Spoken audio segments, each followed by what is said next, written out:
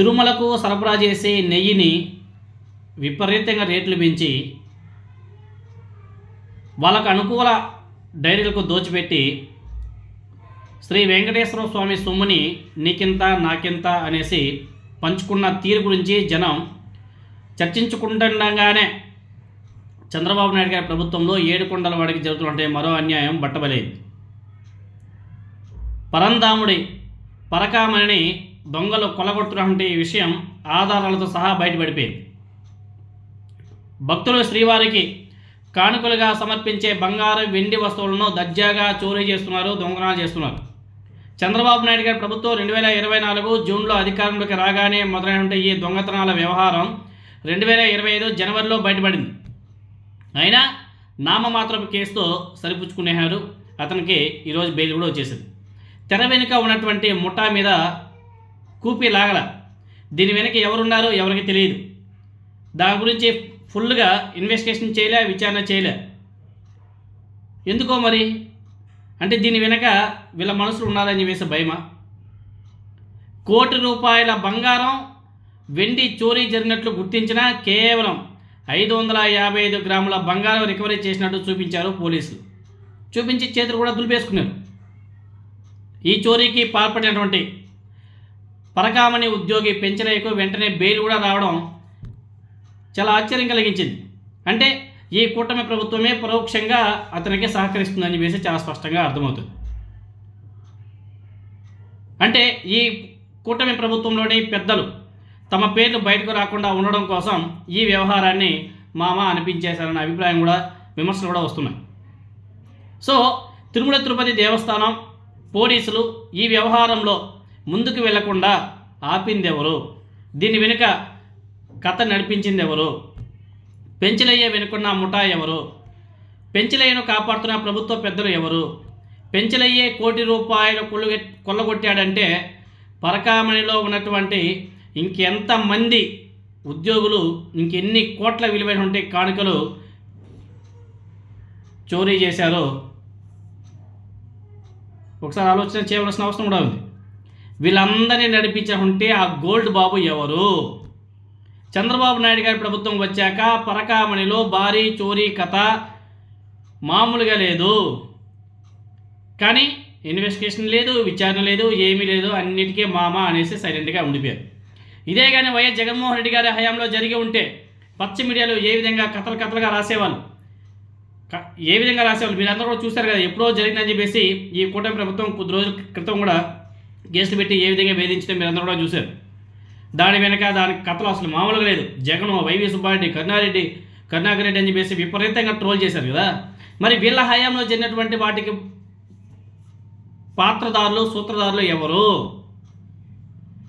TTD పరకామణిలో outsourcing ఉద్యోగి పెంచలయ్య స్వామివారికి భక్తులు కానుకగా సమర్పించిన బంగారు బిస్కెట్లను చోరీ చేస్తుండగా విజిలెన్స్ అధికారులు పట్టుకున్నారు. ఎప్పుడు? 2025 జనవరి 11న రెడ్ హ్యాండెడ్గా పట్టుకున్నారు. పరకామణిలో కానుకలను తరలించే ట్రాలీకి ఒక కన్నం చేసి అందులో 100 గ్రాముల బిస్కెట్ని జార విడిచారంట. తర్వాత ఆ బిస్కెట్ని తీసుకునేందుకు ప్రయత్నిస్తుండగా విజిలెన్స్ అధికారులకు చిక్కాడంట. తిరుమల పోలీసులు అతన్ని 2025 జనవరి 12న అరెస్ట్ చేసి న్యాయస్థానం అనుమతితో రిమాండ్కు తరలించారు. ఎవరికో తెలియదు, అది ఇప్పుడు బయటపడ్డాయి.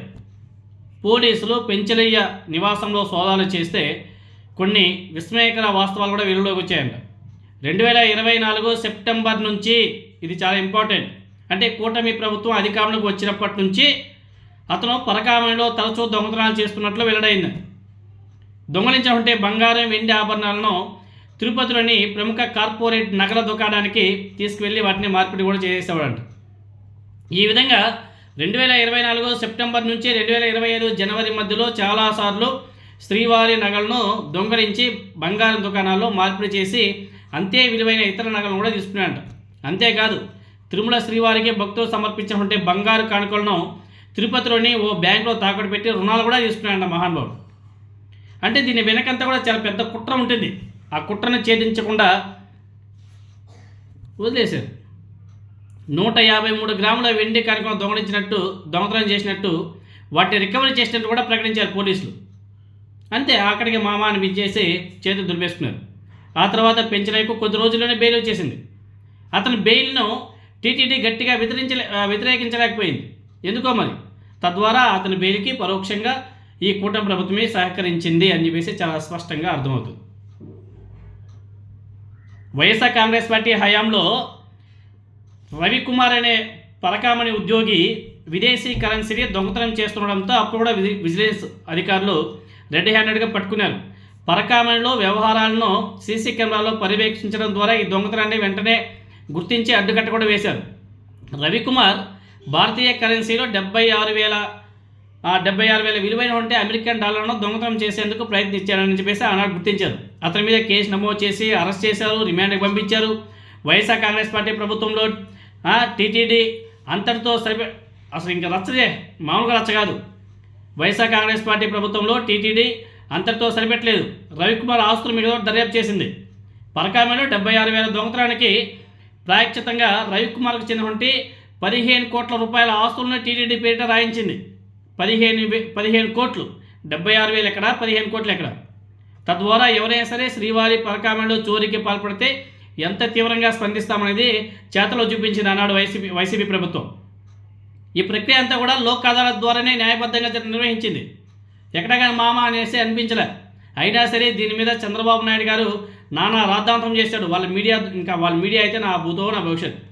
వైఎస్ఆర్ కాంగ్రెస్ పార్టీ ప్రభుత్వం నేతల మీద దుష్ప్రచారం కూడా చేశారు. తెలుగుదేశం పార్టీ ప్రభుత్వం అధికారంలోకి వచ్చిన తర్వాత అక్రమ కేసు నమోదు చేసి వేధింపులు కూడా పాల్పడ్డారు. సో వైఎస్ఆర్ కాంగ్రెస్ పార్టీ ప్రభుత్వ హయాంలో 76,000 దొంగతనానికి 15 కోట్ల రూపాయల ఆస్తుల్ని టీటీడీకి రాయించి ఇస్తే, మరి చంద్రబాబు నాయుడు గారి ప్రభుత్వ హయాంలో అధికారికంగా పేర్కొన్న దాదాపు 1 కోటి రూపాయల విలువైన బంగారం వెండి దొంగతనానికి పరిహారంగా ఎన్ని వందల కోట్ల విలువైన ఆస్తుల్ని టీటీడీకి రాయించి ఇవాళ ఒకసారి అందరూ కూడా పరిశీలన చేయాలి. కానీ తెలుగుదేశం పార్టీ కూటమి ప్రభుత్వ హయాంలో పరకామణిలో భారీ స్థాయిలో బంగారు వెండి ఆభరణాల దొంగతనం చేసినటువంటి భాగవతం బయటపడితే ముఖ్యమంత్రి చంద్రబాబు నాయుడు గారు మాత్రం మౌనంగా ఉండిపోయాడు. పవన్ కళ్యాణ్ గారు ఎక్కడున్నాడో ఏమో అర్థం కావడం. ఇంకా బీజేపీ నాయకులకు పాపం అసలు కనిపిస్తుందో కనిపించలేదో అర్థం కావడం. ఎవరైతే సనాతన అని చెప్పేసి ఎగురుకుంటా వస్తారో వాళ్ళంతా కూడా ఏమయ్యారు? ఆయన తిరుపతిలో ఉంటాడు ఒక ఆయన, భానుప్రకాష్ రెడ్డి అనేసి. ఏమయ్యాడు ఆయన? ఎందుకు స్పందించట్లే?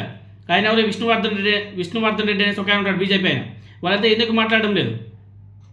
ఎందుకు మాట్లాడేదేమో ఇప్పుడు మాట్లాడాలి కదా. ఈ కేసుల్ని సమగ్రంగా విచారించకుండా పోలీస్ శాఖను ప్రభావితం చేశారన్న ఆరోపణలు కూడా గట్టిగా వినపడుతున్నాయి. మరి ఆ రాజకీయ నాయకులంతా కూడా ఇప్పుడు మాట్లాడచ్చు కదా. ఎందుకు మాట్లాడడం లేదు? వీళ్ళ ప్రభుత్వ హయాంలో జరిగింది కదా, ఎందుకు పచ్చ మీడియా ప్రశ్నించడం లేదు? బీఆర్ నాయుడికే దెబ్బ మీద దెబ్బ పడుతుందనేసి బాధ, భయమా? లేకపోతే కూటమి ప్రభుత్వానికి కూటమి పార్టీలకు చెడ్డ పేరు వస్తుందని చెప్పేసి భయమా? వీళ్ళ హయాంలో జరిగితేనేమో ఒక లెక్క, ఇంకొక హయాంలో జరిగి వాళ్ళ దగ్గర నుంచి రికవరీ చేసి వాళ్ళ ఆస్తులను కూడా జప్తు చేసి వాళ్ళకి ఆ ఆస్తులన్నింటిని కూడా టీటీడీకి రాయిస్తే అది తప్పంట. బీభత్సంగా రాశారు కథనాలు. మరి ఇప్పుడు ఏమంటారు? మరి దీని మీద కూడా రాయాలి కదా కథనాలు. ఇప్పుడు చంద్రబాబు నాయుడు గారు, లోకేష్ గారు, అదేవిధంగా బీఆర్ నాయుడు వీళ్ళందరినీ కూడా విచారణ చేయాలి కదా. మరి వీళ్ళ మీద అంతా కూడా కథనాలు రాయాలి కదా పచ్చ మీడియా. ఎందుకు రాయడం లేదు? అంటే ఈ తెలుగు రాష్ట్రాల్లో పచ్చ మీడియా ఏ విధంగా వ్యవహరిస్తుంది, తెలుగుదేశం పార్టీ ప్రభుత్వం ఏ విధంగా వ్యవహరిస్తుంది, కూటమి నాయకులు ఏ విధంగా వ్యవహరిస్తున్నారు అన్నదానికి ఇదే ఎగ్జాంపుల్. ప్రతి ఒక్కరు కూడా ఆలోచన చేయవలసిన అవసరం కూడా ఉంది.